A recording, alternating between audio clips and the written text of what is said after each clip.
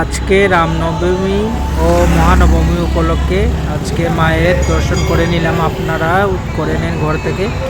আর যত মনের দুঃখ বেদনা আছে সব মায়ের সাথে আপনারা প্রকাশ করেন, মাকে খুশি মুখে যাতে আজকে বিদায় দিই বাসন্তী পুজো।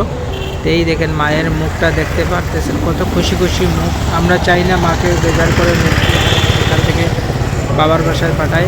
দেখতে পারা শ্রী গণেশ, লক্ষ্মী, আর এখানে সরস্বতী মা আর কার্তিকের দেখতে পারা বিগ্রহ কত সুন্দরভাবে প্রজ্বলিত করে দেওয়া হয়েছে। মূর্তিগুলো দেখতে এত ভালো লাগে, কি বলবো আমি আপনাদেরকে বন্ধুরা।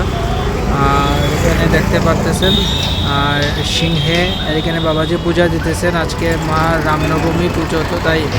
তো এখানে দেখতে পারতেছেন অসুরের চিহ্ন, কীভাবে সিংহ অসুরকে নির্ধারণ করতেছেন। তো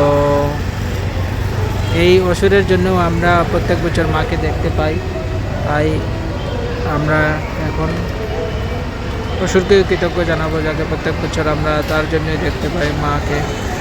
আর মার বিগ্রহ তো আপনারা দেখতে পারতেছেন কত ভালোভাবে সজ্জলিত করা রাখে, কত সুন্দরভাবে আছে। মায়ের মূর্তিগুলো কত ভালো লাগছে, মায়ের চেহারাটা অত সন্তুষ্ট দেখতে পারেন আপনারা।